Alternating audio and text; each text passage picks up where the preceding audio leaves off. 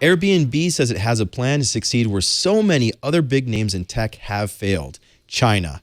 On Wednesday, Airbnb announced it was doubling its investment in China, and they will triple their workforce there. Airbnb's business in China will also have a new name. I think it's pronounced I-B-N-Being, I think. I probably butchered that. And in China, that translates to welcome each other with love. Airbnb also says its goal is to double the number of listings it has in the country. At the end of 2016, it had 80,000 listings in China and about 450,000 worldwide. So this is quite an ambitious goal. Another hook it hopes will catch on is what's called experiences, which in the United States lets Airbnb users not only book a place to stay, but also gives them things to do curated by local experts tied to food, culture, and entertainment. So, Megan, do you think that Airbnb really has what it takes to succeed in China?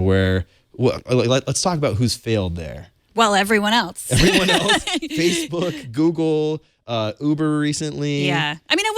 Apple, like certain parts of Apple can't, you can't get. Apple sells a lot of iPhones. They do, but yeah. They've not done much else, right? Right. And as we were discussing, it's like if the Chinese government wants you to succeed, you'll succeed. If they don't, good luck to you. Go to India. Yeah, it's pretty tough there.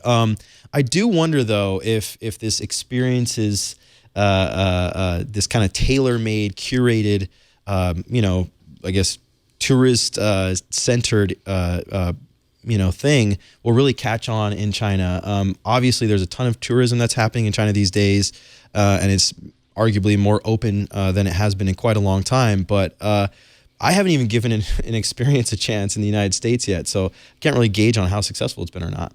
Yeah, I haven't heard much about the experiences, and I don't know anyone who's done them. They look cool, but yeah, I think that.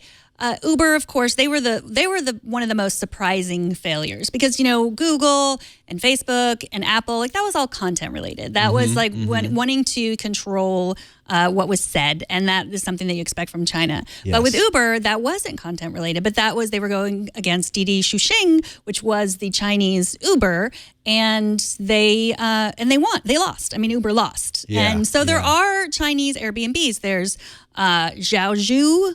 There's Tujia. I think I might be also not pronouncing that correctly. But they have 450,000 homes available. Already. Yeah, already. And that's how much Airbnb has worldwide.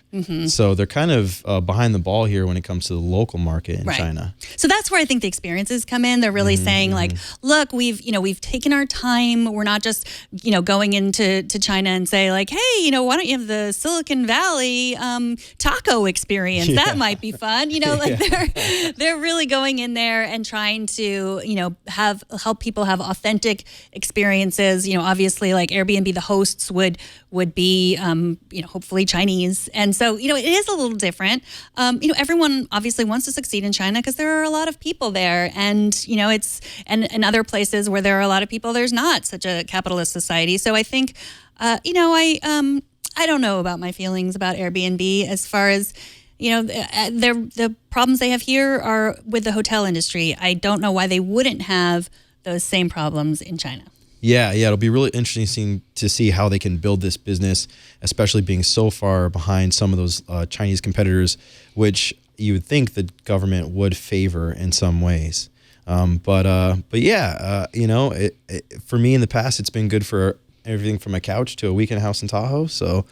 I don't know. Maybe the next time I try it, we'll be abroad. You should probably test it for TWiT, like for screensavers. Yeah, you think I can expense that Chinese trip? Yes, I think you should. We'll talk to Leo about it. Yeah.